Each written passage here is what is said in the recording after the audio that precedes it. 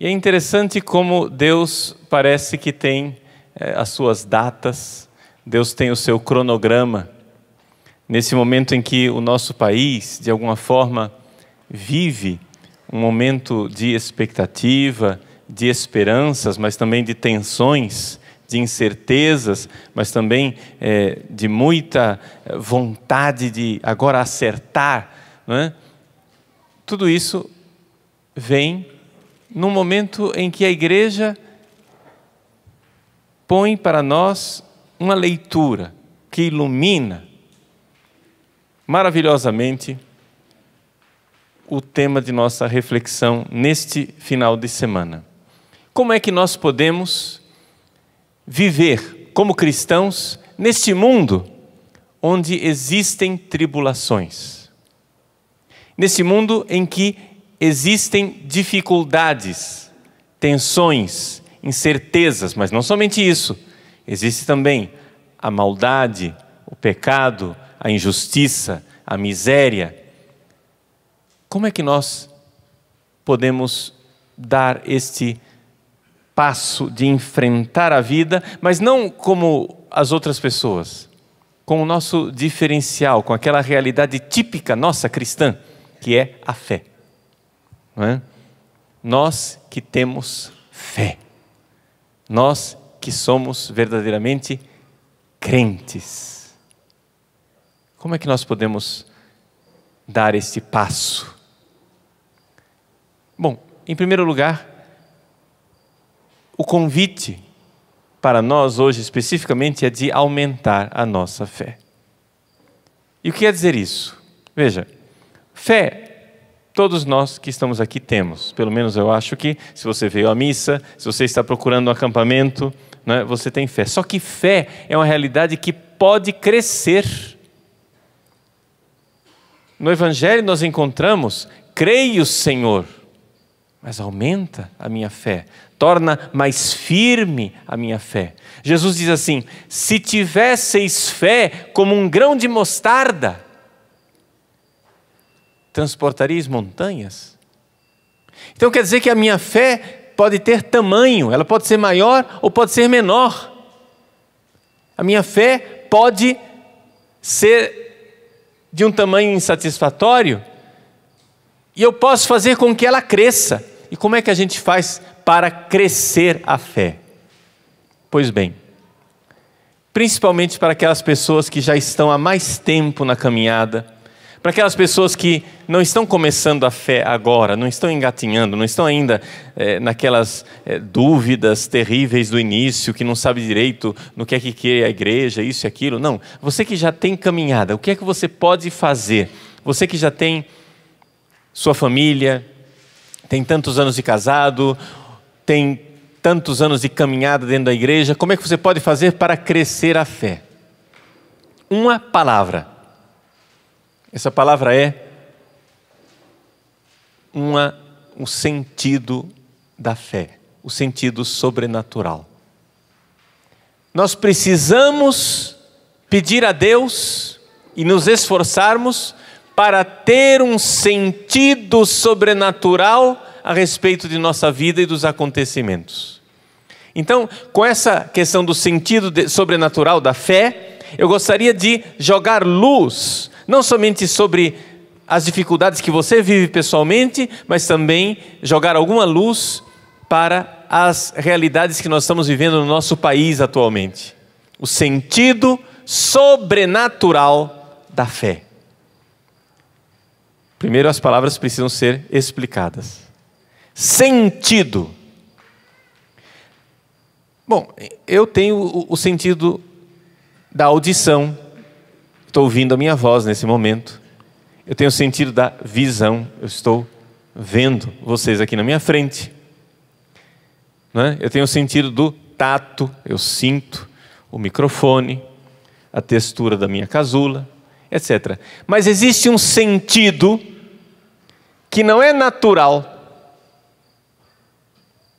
Existem os 5 sentidos normais, mas a igreja está nos dizendo que existe um sentido sobrenatural. Isso quer dizer que é uma capacidade de perceber as coisas que não é meramente humana, mas que vem de Deus. E perceber as coisas de uma forma que Deus enxerga, como Deus vê. Então, o sentido sobrenatural da fé. Trocando em miúdos, o sentido sobrenatural da fé é a capacidade que nós temos que desenvolver de olhar as coisas não mais com um olhar carnal, não mais com o olhar mundano, não mais com esta realidade humana fechada aqui nesse mundo, mas nós temos que pedir a Deus a graça de enxergar a nossa vida, a vida do nosso país, enxergar a realidade como um todo a partir de uma visão do próprio Deus. Então você já vê que é uma coisa sobrenatural. Como é que eu, ser humano limitado, posso enxergar as coisas como Deus as vê? Somente se eu tiver a fé, que é uma virtude infusa, uma virtude que é derramada no nosso coração, uma realidade que vem de Deus. Está muito bonito, muito teórico e muito difícil de entender. Então vamos dar um exemplo. Nós vamos aterrissar, vamos colocar no nosso dia a dia. Então, imagine só a seguinte situação. Padre Paulo Ricardo está andando pelas ruas aqui de Cachoeira Paulista. De repente, um assaltante vem e pega a minha carteira, o meu celular, me rouba, e não somente isso, ele me dá uma coronhada na cabeça e eu fico lá no chão, ensanguentado, né? Numa poça de sangue. Pois bem, a polícia vem, eu vou para a delegacia, faço um boletim de ocorrência. Segundo a visão natural, segundo os sentidos humanos normais, como é o nome da vítima?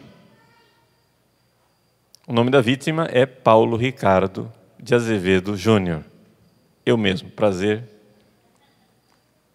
Mas segundo o sentido sobrenatural, a vítima é o assaltante.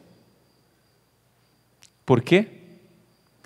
Porque foi ele quem pecou mortalmente e com o seu pecado mortal ele perdeu o céu e mereceu o inferno. Isso quer dizer que, com o seu pecado, ele fez a ele mesmo um mal infinitamente maior do que o mal que ele me proporcionou. Eu perdi o celular, mas o celular a gente trabalha e compra outro. Perdi a carteira, vai ter uma trabalheira de refazer os documentos, não é? Um transtorno. Ganhei um galo na cabeça, quem sabe um corte profundo, tive que colocar uns pontos, vai ficar uma cicatriz na careca, não é? Mas tudo isso, até mesmo se ele me matasse, tudo isso são trivialidades. Como assim, padre? Agora eu suspeitava que Padre Paulo era maluco. Agora eu tenho certeza. Padre Paulo, o senhor está dizendo que se um assaltante, se fosse um homicídio, se ele não somente tivesse roubado o Senhor, mas tivesse também um homicídio, ou seja, o crime do latrocínio, né? Roubar e depois matar, latrocínio. Pois bem, se tivesse feito isso seria uma trivialidade. Sim, uma trivialidade, meus senhores. Por quê? Porque esta vida passaria de qualquer jeito. Eu estou com 45 anos de idade. Morrer com 45 não é o meu projeto. Tá? Se vocês ouvirem falar que eu morri com 45 anos de idade, saibam que eu morri contrariado. Por quê? Porque eu estava achando que Deus ia me dar um pouco mais de tempo para servi-lo, para me converter, né? E para quem sabe diminuir o meu purgatório um pouco, né? Está entendendo? Claro, todos nós queremos viver. É evidente também que se Deus nos der uma morte precoce e nós soubermos antes, é evidente que é o nosso dever não morrer contrariado, aceitar a morte que Deus reservou para nós, né? Quando a gente recebe a notícia de que vai morrer, o que é que a gente faz? Inclina a cabeça e diz amém. Eu aceito, Senhor. Né? Não era o que eu queria, não era o que eu estava planejando, mas eu aceito. A gente tem que aceitar as coisas de Deus. Mas a vida passaria. Vamos supor que eu vivesse o duplo, eu tenho 45, que eu vivesse 90. Tá bom, 90 anos, né? 90 anos de idade, tá bom para vocês? Você disse que tá bom porque você não tem 90, né? Se você tivesse 90, você ia dizer, não, padre, mais um pouquinho. Conta a piada, não sei se é verdadeira, que o Papa Leão XIII, quando ele fez 90 anos, veio um cardeal e disse, santidade, auguri, auguri, como dizem os italianos, né? Parabéns, parabéns, que Deus lhe dê mais 20 anos de vida, né? Com 90 mais 20. Aí o Papa Leão XIII teria dito assim, eminência, não ponha limites à providência divina. Se Deus quiser me dar mais do que 110, né? Vamos pôr limites, o que é isso? Pois bem, se eu vivesse 90 anos, ou 100, ou 110, acabaria. E o que é mais 10, 20, 30, 40, 50, 100 anos, comparado com a eternidade? Nada. Perder 50 anos, comparado com a eternidade, é um nada, é uma trivialidade, é uma bobagem, é uma coisa ridícula. O meu assassino perdeu o céu eternamente. Eu perdi uns anos de vida. Quem é a verdadeira vítima? O assassino. Você entende então o que é o sentido sobrenatural da fé? O sentido da fé. Que você precisa ter esta capacidade de perceber as coisas com o olhar de Deus, com uma intuição divina. E se você que está vivendo uma tribulação, você está vivendo uma dificuldade e começa a enxergar as coisas a partir do olhar de Deus, então as coisas ficam bem diferentes para você. Veja, por exemplo, hoje nós celebramos São Luís Gonzaga. E eu falei para você que Deus tem suas datas. E São Luís Gonzaga, no ofício das leituras, que é uma oração que nós padres fazemos, mas também muitos leigos fazem a liturgia das horas. São Luís, que morreu muito jovem, escreveu para a sua mãe uma carta dizendo assim, mamãe, quando a senhora receber esta carta, eu já não estarei mais neste mundo dos mortos, eu estarei na vida, estarei no céu.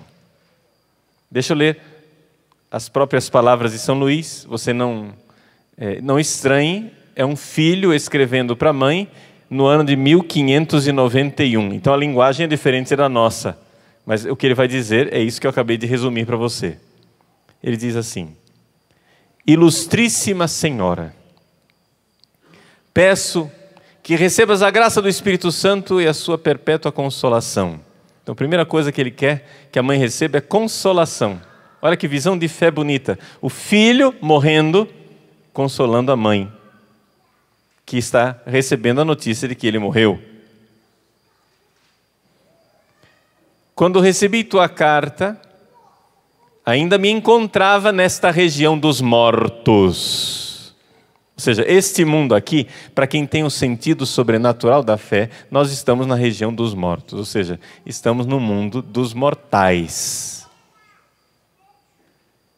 Então, mamãe, recebi sua carta. Eu ainda estava aqui nessa terra de miséria e de morte.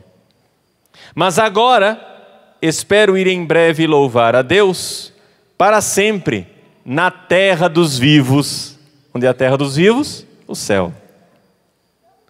E ele diz, pensava mesmo que a esta hora já teria dado esse passo. Ou seja, provavelmente, quando a senhora receber essa carta, já fui. Então, ele diz assim, se é caridade, como diz São Paulo, chorar com os que choram e alegrar-se com os que se alegram, é preciso, mãe ilustríssima, nós diríamos hoje, mamãe querida, né? Que te alegres profundamente. Olha só o que ele está dizendo. Quando a senhora receber a notícia da minha morte, a senhora se alegre profundamente, por quê? Por teus méritos. É o filho na gratidão reconhecendo os méritos da mãe que o educou na fé. Veja que beleza. Mamãe, por teus méritos, Deus me chama à verdadeira felicidade e me dá a certeza de jamais me afastar do seu temor. Então ele vai continuar a carta, eu não vou ler aqui a carta inteira, mas a beleza de ter fé, existe realidade mais dramática do que um filho joveníssimo, né? Muito jovem, ele morreu em 1591 e nasceu em 1568, não é? 68, 78, 88, morreu com 23 anos. Jovem, de tudo. São Luís morre e consola sua mãe e diz, mamãe, a senhora se alegre, porque graças à fé que a senhora me deu, eu vou para o céu.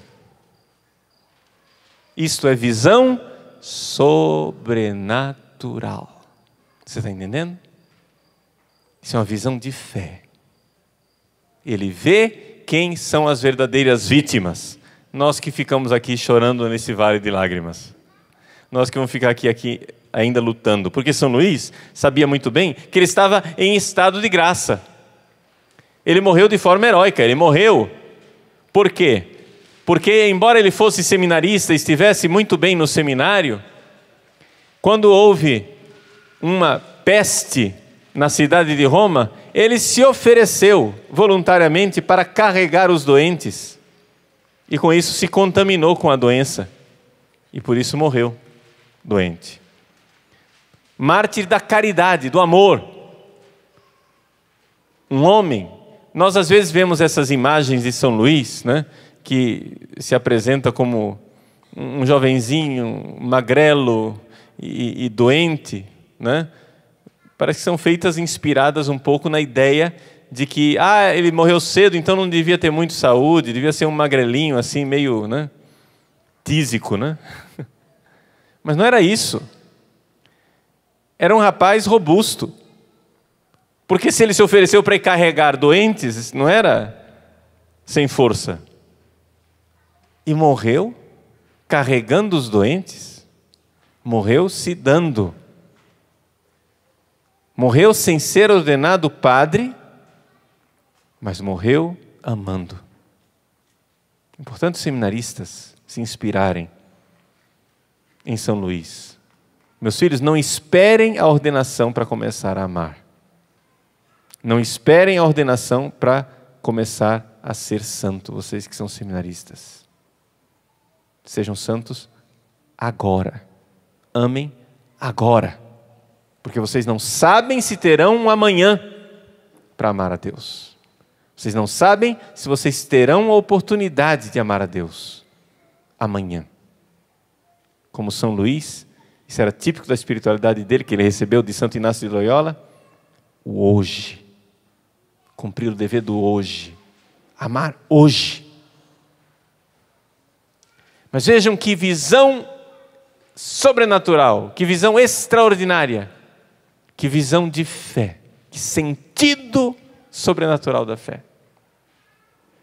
O Evangelho, eu falei que Deus tem suas datas, né? Então são todas as leituras de hoje. Para iniciar um acampamento, fortes na tribulação, Deus nos diz: não junteis tesouros aqui na terra. Vamos juntar tesouros no céu. Vamos ter uma visão sobrenatural. Meus queridos, nós precisamos nos dar conta que nós, infelizmente, desafortunadamente, tragicamente, estamos perdendo o sentido sobrenatural da fé e estamos procurando uma realização aqui nesta terra, a juntar tesouros aqui nesta terra e não tesouros no céu. Essa é a grande tragédia. E esta é, infelizmente, a radiografia da nossa nação, mas não somente da nossa nação, do mundo inteiro. Nós estamos num mundo cada vez mais pagão, cada vez mais materialista. Deixa eu lhes dizer, eu acho lindo que o brasileiro esteja acordado. Eu acho lindo que a juventude veja e se dê conta, puxa vida, eu sou cidadão. Se o país está assim, eu tenho algo para dizer a esse país. Isso não é bonito? Gente, vamos aplaudir essas pessoas que estão acordadas. Que bom, que beleza, que lindo. Mas, e tem sempre um mais, né? Mas, tem sempre um mais. Que pena que as pessoas só se acordaram para os bens materiais. O Papa Bento XVI, e antes dele, João Paulo II, insistiu imensamente para que nós cristãos, como cidadãos, nos acordássemos para 3 realidades. Isso era um discurso do Papa Bento XVI aos políticos europeus, do Parlamento Europeu. 3 realidades que o Papa chamava de valores não negociáveis. Valores que não dá para renunciar. São 3 colunas firmes que nós, cristãos, deveríamos, isso sim, ir às ruas para reivindicar. Esses 3 valores que dizem respeito à vida política, que dizem respeito realmente à nossa vida espiritual, consequentemente. Quais são os 3 valores? O respeito à vida humana, desde a sua concepção até a sua morte natural. Segundo valor, o valor da família, constituída por um homem e por uma mulher, num casamento único, indissolúvel e aberto à procriação dos filhos. Terceiro valor, o direito que os pais possuem de educar os seus filhos nos valores cristãos. Esses 3 pontos, são 3 realidades que o Papa Bento XVI, e já João Paulo II antes dele, e certamente o Papa Francisco também, que tem falado do valor da vida, que tem falado nas homilias diárias. Uma das coisas mais preciosas que nós temos nos últimos tempos são essas homilias diárias do Papa Francisco. Todos os dias ele tem uma reflexão. Um dia ele fala da importância da vida, outro dia ele fala de que os casais devem ter filhos numerosos, outro dia ele fala de outra coisa. Quer dizer, ele está tocando nesses assuntos e a gente vê que existe uma maravilhosa continuidade nos sucessores de São Pedro. Aqui não dá para citar um documento, não é, do Papa Francisco, porque ainda são poucos os documentos, não é? Mas ele ainda não citou esses 3 pontos, mas citará, porque isso é uma continuidade. Então vejam, esses 3 pontos são coisas importantíssimas, mas nós sabemos que todos os dias essas 3 realidades são pisadas no nosso país, é ou não é verdade? E, no entanto, ninguém sai às ruas para protestar. Quando a gente sai às ruas para protestar, sai porque estão recolhendo impostos e estão roubando o nosso dinheiro. Vejam, eu não quero aqui dizer que isso não é uma reivindicação justa. É justíssimo, está entendendo? Se as pessoas querem um Brasil menos corrupto, um Brasil que não esteja empenhado em fazer grandes obras faraônicas para aproveitar e desviar verba, enquanto isso o povo vive uma situação desastrada, não é? Se o Brasil acordou para reivindicar isso, ótimo, graças a Deus, foi por isso que eu pedi esse aplauso. Mas eu tenho a impressão de que o Brasil acordou com um olho só. Só está um olho aberto. Precisa abrir os dois. Abrir os dois olhos. Por quê? Porque nós precisamos abrir a visão espiritual. Precisamos ver que existem valores maiores do que o dinheiro. Precisamos compreender que existem valores maiores. E quais são esses valores maiores? Esses valores maiores nós só iremos enxergar se nós sairmos do nosso egoísmo. Então esse é o primeiro passo para que depois lá na frente a gente tenha um sentido sobrenatural da fé. O que significa concretamente nós sairmos desse nosso egoísmo, dessa nossa miséria? Vamos analisar. Primeiro valor que nos recorda Bento XVI. O respeito à vida humana desde a sua concepção até a sua morte natural. Vejam, gente. Como é que nós vamos respeitar as crianças que estão no ventre da mãe? E como é que nós vamos respeitar os velhinhos que já estão, não é, na reta final da vida? Só iremos fazer isso se nós sairmos do nosso egoísmo e amarmos, é ou não é verdade? Por quê? Porque é evidente que quem é pai e quem é mãe aqui, levanta a mão. Muito bem. Fica com a mão levantada assim para ter ideia. Isso. Olha aí, ó, quantos pais e quantas mães. Que beleza. Agora responde para mim. Pode baixar sua mão. A sua vida mudou ou não mudou depois que você teve o primeiro filho? Mudou pouco ou mudou muito?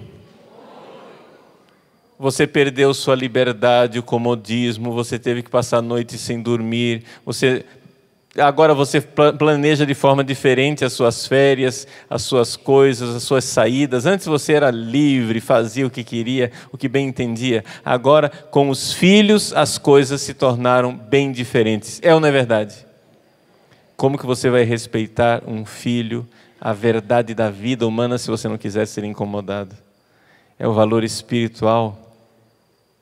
Uma nação que sai às ruas para defender a vida e o direito de quem precisa ainda nascer, que está no ventre da mãe, é uma nação que diz: não tem problema, nós estamos aqui para isso mesmo. Vamos ser incomodados pelas crianças que nascem? Não tem problema, criança é lindo, pode vir, que nós estamos aqui para amar mesmo.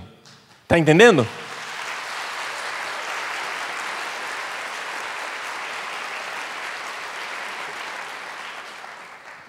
A mesma coisa, o dever de respeitar a vida até a sua morte natural. Tem gente, e existem projetos assim, no nosso Congresso, no Senado mais especificamente, não é? Como existem propostas que no Código Penal, que está sendo reformado, se coloquem cada vez mais casos mais abundantes da possibilidade de aborto e cada vez mais casos de também, se os médicos decidirem que aquele paciente lá já não tem mais condições, etc. e tal, não tem problema, desliga o aparelhinho, tchuc, pronto, foi. Está dando trabalho. Gente, Países que adotaram isso, como por exemplo a Holanda, qualquer médico tem a autorização do Estado de decidir quando aquele paciente vai ser um peso para os cofres públicos, de tratar a saúde daquela pessoa. Quando vê, não, já está velho, está com câncer, mas se ele com esse câncer aí pode viver ainda mais 6 meses, não tem problema, vão ser 6 meses de despesa. Então, pronto, dá uma injeção com veneno e pronto, mata. Na Holanda acontece isso. Hoje, na Holanda, os velhinhos, quando ficam doentes, vão todos, cruzam a fronteira e vão se tratar na Bélgica. Porque eles sabem que se eles se internarem num hospital holandês, estão mortos. O Papa diz, você tem que respeitar a vida. É pesado? É. Vai custar caro? Sim. Mas nós temos que respeitar a vida. É incômodo? Não tem problema. Nós estamos aqui para isso mesmo. Estamos para amar. Uma nação que sai às ruas para defender o direito de os velhos morrerem em paz, com uma morte natural, é uma nação que diz, eu estou aqui para amar, estou pronto para ser incomodado. Está entendendo? Eu não sei se você está entendendo como os protestos que nós estamos vendo nas ruas são justos. Sempre eu digo, porém, tem que pôr aquele parêntese, né? Nada de protesto violento, não é verdade? Nada de violência. As pessoas têm direito de protestar. Que bom que o Brasil acordou. Mas agora então, Brasil, acorda com outro olho também, porque abriu só um olho. Precisa abrir os dois olhos. Um país que sai às ruas para protestar a respeito daquele segundo valor que é inegociável, como diz o Papa Bento XVI, o valor da família constituída por um homem e uma mulher, abertos à vida, à procriação das crianças, num casamento único e indissolúvel. Que beleza é a família. Gente, a família é um caminho de santificação. Repete assim comigo, eu creio. Eu creio na família. Mas não quero que você diga isso da boca para fora. Você tem que dizer de coração. Então, se você não crê de coração, pode ficar calado. Não repete feito papagaio. Eu quero uma pessoa convicta. Fala assim, eu creio. Na família. Caminho que Deus escolheu para me levar para o céu. Gente, ser família é lindo.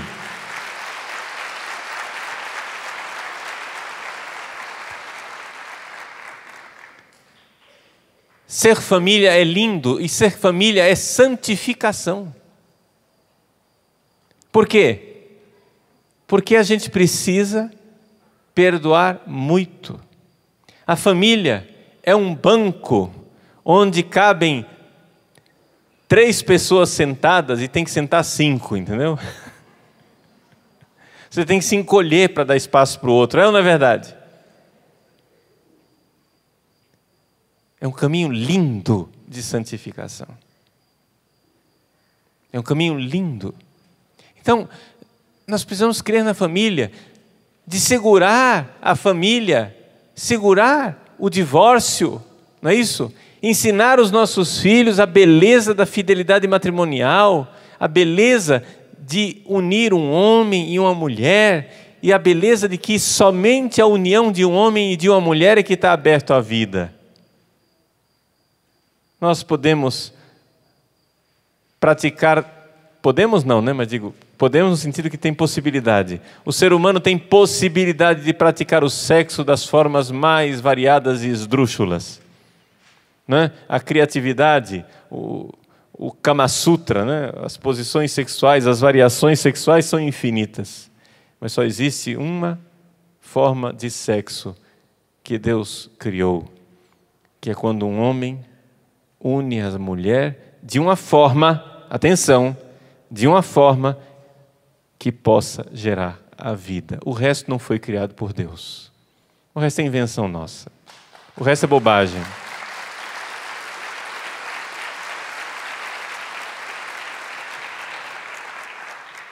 E podem fazer protestos, passeatas, que quiserem, não adianta. Só sai vida daí, não sai de outros lugares. Está entendendo? Então é importante a gente ver isso. O Papa disse, é um valor extraordinário. Agora, nosso país precisa acordar com este outro olho. São dois olhos, um olho que vê a justiça material, a corrupção, o dinheiro, as necessidades físicas, mas que vê também os valores espirituais e culturais, os valores morais, os valores nos quais essa nação foi fundada, essa terra de Santa Cruz, que é a grande família brasileira. Nós precisamos crer nisso. E precisamos entender que isso não significa discriminar ninguém. Ninguém está querendo colocar os outros na cadeia e discriminar. A gente só quer que se reconheça a dignidade do que Deus criou. E se respeite. Não colocar no mesmo nível aquilo que nós inventamos por nosso egoísmo e aquilo que Deus fez no seu amor. Não está no mesmo nível. O sexo aberto à vida foi uma invenção do amor de Deus. O sexo fechado à vida foi uma invenção do nosso egoísmo. Não queiramos colocar as duas coisas no mesmo patamar. Eu não quero com isso discriminar ninguém. Não quero colocar ninguém na cadeia. Não quero que ninguém seja discriminado injustamente. Injustamente. Mas existe uma discriminação justa. Quer dizer, daqui do projeto do amor de Deus sai vida, desse projeto do egoísmo humano não sai vida. Não é a mesma coisa. Não é a mesma coisa. Mas, e aí vem a terceira coisa, o terceiro valor, que é inegociável, diz o Papa Bento XVI, temos uma outra coisa, que é o direito de os pais educarem os seus filhos nos valores cristãos. Ora, vejam, meus filhos, nós é que podemos educar os valores.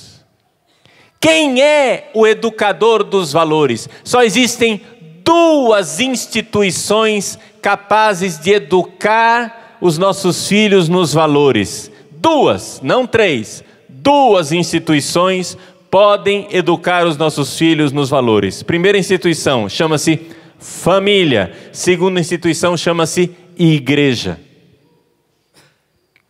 O Estado não é capaz. O Estado não é capaz de sozinho gerar valores. O Estado e o governo, ele organiza a vida. Mas existe uma coisa que existe antes do Estado e antes do governo, chama-se vida.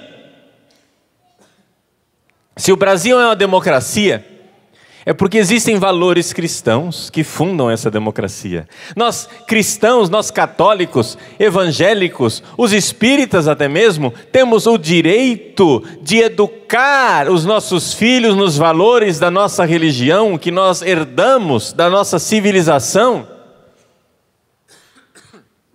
E quem vai dar esses valores somos nós e não um grupo de funcionários tarados. Deixa eu explicar a palavra tarado. Aqui precisa de uma nota de rodapé, porque as pessoas perderam a noção do que é um tarado. Tarado, gente, quando você tem uma balança e você põe uma tara na balança, ela fica desequilibrada, não é? Então, tarado é quem tem qualquer tipo de desequilíbrio. Se você tem um desequilíbrio emotivo, sexual, desequilíbrio na sua visão do mundo, nos seus valores, nas suas coisas, se você é desequilibrado, a sua visão é tarada. Entendeu? É isso que quer dizer tarado. Não é xingamento, é uma coisa desequilibrada. Então veja, quem é que vai dar esses valores? Somos nós. Se você tira a religião, como estão querendo, o Brasil é um Estado laico. O Brasil é um Estado laico. Sim, o Brasil é um Estado laico, mas não é um Estado ateu.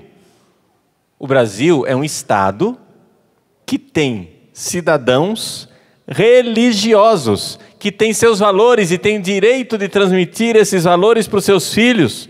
Portanto, nós cristãos, não queremos que um grupinho de educadores ateus com valores distorcidos venham agora a dizer para nós como devem ser os nossos filhos. É ou não é verdade? Isso é um valor que não é negociável. Mas quando a gente vai às ruas para gritar mais educação, mais educação, mais educação, e pedindo isso para o Estado, para este Estado que já está com as garras excessivamente fincadas na educação, existe alguma coisa aqui que nós precisamos abrir o outro olho e enxergar. Nós é quem somos os educadores dos valores dos nossos filhos. Pai e mãe,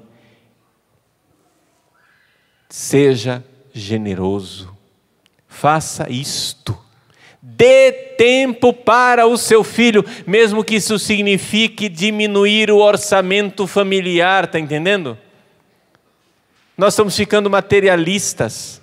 É mais importante você dar tempo para o seu filho ganhar menos dinheiro, do que depois você gastar muito mais dinheiro em clínicas para tirar as drogas do seu filho que não recebeu valores. Em tantas outras coisas, se o maior investimento que um país pode fazer é na educação dos seus filhos, feita pelos pais, nos valores recebidos pela igreja católica, mas também as comunidades evangélicas, mas também os espíritas, todos eles têm o direito de dar seus valores religiosos, porque se a gente tira a religião da educação das nossas famílias, o que nós somos capazes de gerar é perversão, somente isso. Eu fiz essa grande explanação para que nós olhemos para estas manifestações com um olhar sobrenatural. A Luzia Santiago, que é cofundadora da comunidade Canção Nova, hoje veiculou um pronunciamento importante que posiciona a comunidade Canção Nova diante destas manifestações. Ela dizia: a comunidade é a favor da democracia, mas é importante nós vermos espiritualmente tudo o que está acontecendo. Então, a Canção Nova está convocando o Brasil para uma corrente de oração. Nós precisamos orar, nós precisamos rezar, precisamos de joelho no chão, porque somente isto é que vai nos dar uma visão sobrenatural, para não sermos um bando de animais brigando na rua por um pedaço de bife. Você está entendendo isso? Nós não podemos deixar que o Brasil, país da Santa Cruz, caia na animalidade. Se a gente vai às ruas como cidadão, devemos ir às ruas como cidadãos cristãos. Porque se nós perdermos a espiritualidade, nós seremos simplesmente como animais que lutam por um osso.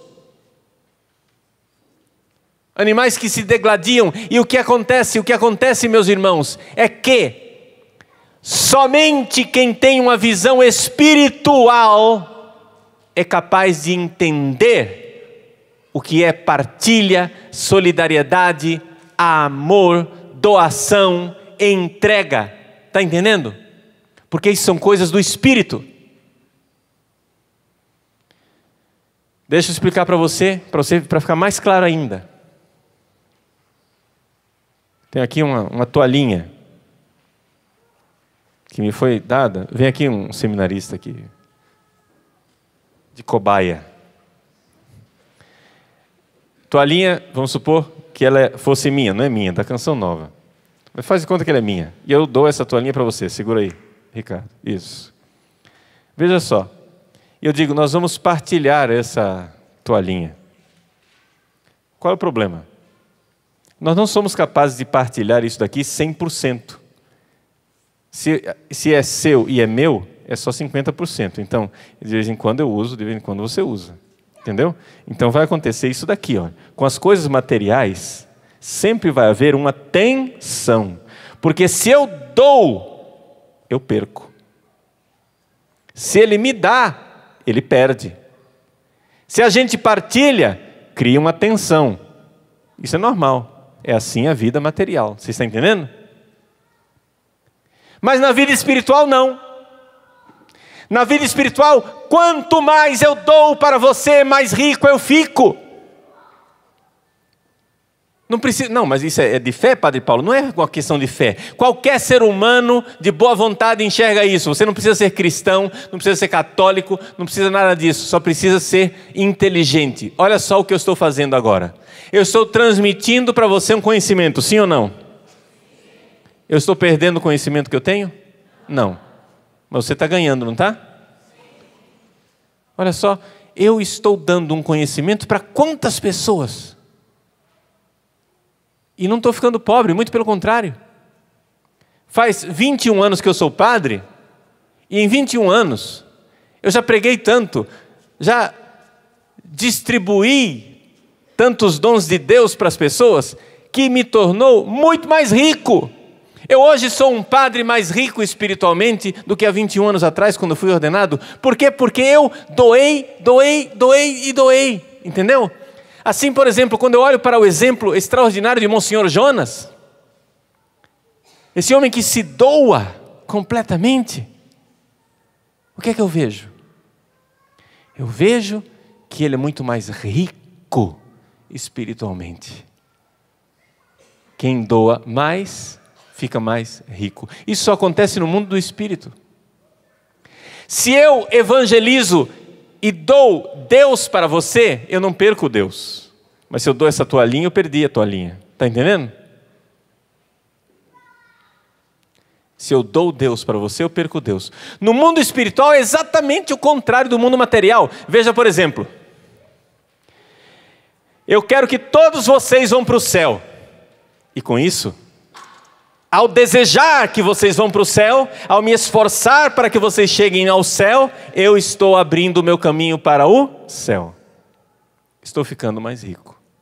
Mas se por acaso eu desejar desta multidão de pessoas que está me ouvindo nesse momento, se eu desejar que uma única pessoa, veja só, uma só, vamos supor que nesse momento, né, vocês estejam aqui me ouvindo e as pessoas em casa que vão assistir esta homilia, que milhões de pessoas recebam essa mensagem. Mas se eu desejar que uma pessoa, uma única pessoa, vá para o inferno, se eu desejar que uma única pessoa perca Deus, neste momento eu perdi Deus. Entende o mundo espiritual? Se eu der, eu fico rico. Mas se eu quiser tirar Deus de você, nesse momento eu perdi Deus. Olha que coisa extraordinária. Como o mundo espiritual é diferente do mundo material. Então, gente, vejam. É por isso que um país precisa de espiritualidade. Porque se não houver espiritualidade, nós vamos às ruas ficar puxando um bife. Está entendendo? Porque isso daqui é uma realidade material. Se a gente só vai lutar pelos bens materiais, nós vamos sempre criar tensões. Mas se nós lutamos pelos bens espirituais, todo mundo fica mais rico. Por isso o Brasil precisa se acordar da sua vaziez materialista. Nós estamos educando as novas gerações para o materialismo. eles saem às ruas para lutar contra a corrupção? Ótimo. Mas e se saíssem para lutar pelos valores espirituais? Por exemplo, esses 3 valores, né, extraordinários que Bento XVI colocou e que eu comentei nessa homilia. No início desse acampamento, Fortes na Tribulação, nós somos chamados a ter uma visão sobrenatural das realidades. Um sentido da fé. Não veja as coisas somente com o mundo material, porque isso é cegueira. E isso então vai iluminar os sofrimentos que você vive. Se você tiver esse sentido sobrenatural, você vai poder ver os conflitos da sua família, as misérias que você vive, e vai começar a ver sentido nisso tudo. Quantas vezes eu já atendi confissão de senhoras que, ajoelhadas no confessionário, dizem: padre, eu sirvo tanto a Deus, eu estou tanto na igreja, mas meu marido na bebida, meu filho nas drogas, outro filho divorciado, outro filho com AIDS. Padre, o que é que eu faço? Como eu vou mudar tudo isso, padre? Eu estou servindo a Deus, mas Deus parece que não ouve as minhas orações. E eu digo: minha senhora, a senhora tem certeza que a primeira pessoa que Deus quer converter é seu marido e seus filhos e não a senhora? Talvez numa visão sobrenatural, exatamente todos esses sofrimentos sejam um grande trampolim que irá fazer com que a senhora não se perca e que seus filhos e seus maridos, por consequência, cheguem um dia ao céu. Na visão sobrenatural, a gente vê este mundo como um dom de Deus, sem dúvida alguma. Mas o dom maior é a vida eterna. Ver as coisas com o olhar de Deus, ver com outra perspectiva. Não ver somente os valores materiais, mas ver os valores espirituais. Cresçamos na fé. Somente assim seremos fortes na tribulação.